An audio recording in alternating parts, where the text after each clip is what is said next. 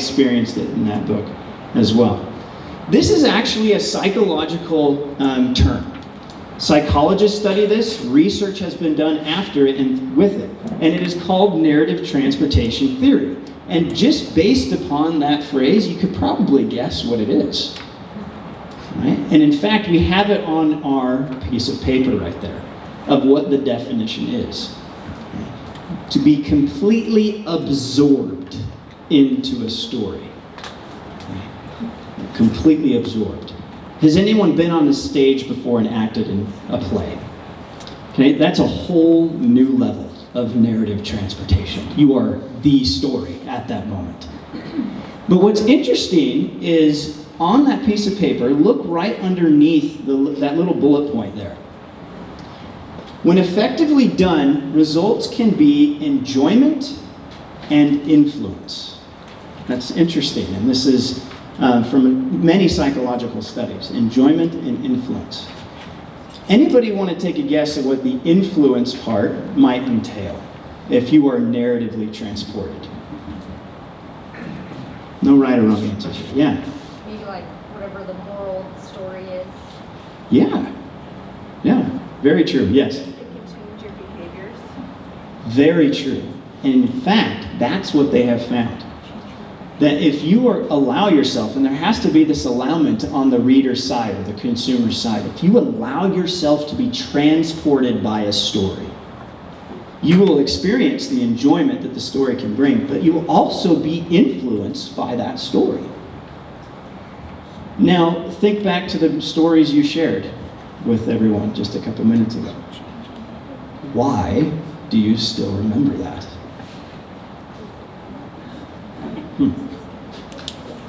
Yeah. They're vivid in your memory. They are vivid. They're very vivid. Yes. Tied to a relationship. Ooh, good. It's tied to a relationship. And that's actually going to bring us down into another section. And we're going to start working on this in just a second. Okay? So, they've found very much so that narrative transportation can be persuasive. If you are allowing that, it can change and influence your beliefs.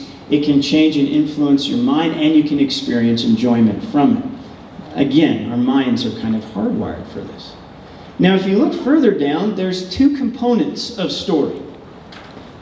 There's the message itself, and then the packaging of the story. And the message is pretty self-explanatory, but the packaging can be interesting. Now, what I shared with you at the beginning was a story of turkeys. It had a message. What do we feel the message might have been? Yeah. Take what you learn and use it. Take what you learn and use it. Now, that was it. That was the whole thing. I could have got up here and just said, hey, guys, take what you've learned, use it. Thank you. Okay? I could have said that. But no, there needed to be some sort of packaging. Now, that's a pretty nice box. Sometimes, though, we get a message, and its packaging is kind of like that. Now, it doesn't mean the message was wrong, but the packaging was kind of like, oh, no. Like, we've all seen probably, let's take videos maybe from way back in the past. If we were to watch them now, it might be kind of interesting. I'll tell you an experience I've kind of had. As a missionary once in Canada, so much snow that we were not allowed to drive, and it was a P-Day. So my companion and I went over to the church building next door, and we're like, well, we got some church videos here, let's watch that. We watched a video on dating from the 1960s. Now, the video was great for its time, but we were here now in the 2000s, and it was just like the packaging wasn't quite, maybe for our experience at this moment. And it was inadvertent. We were just like, oh, what's this one? Okay, let's watch this one. Wow. And so it's interesting, this packaging idea. Right? Sometimes a message can come in a really nice package. A really nice thing. You've read a book, you've watched a movie, or you've seen someone tell a story or something like that, and you're like, wow, yeah. But interestingly, sometimes you can have really good packaging, but what's the message? Isn't that interesting?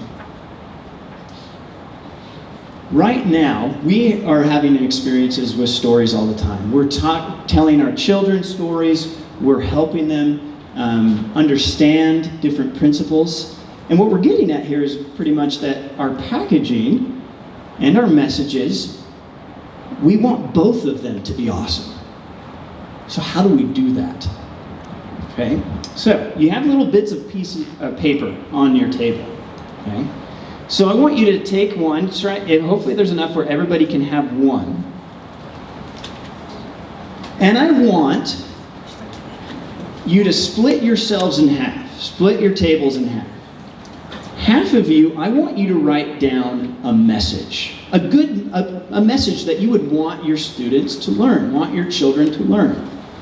Okay? And it could be anything. Like our message from the turkey story was, take what you've learned and use it.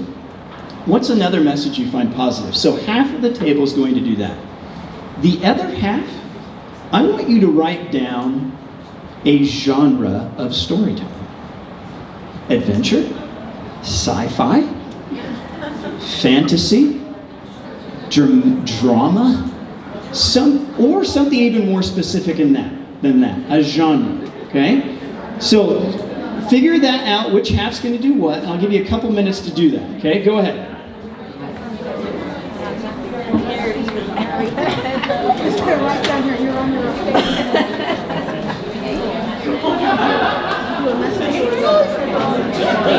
Just being decisive.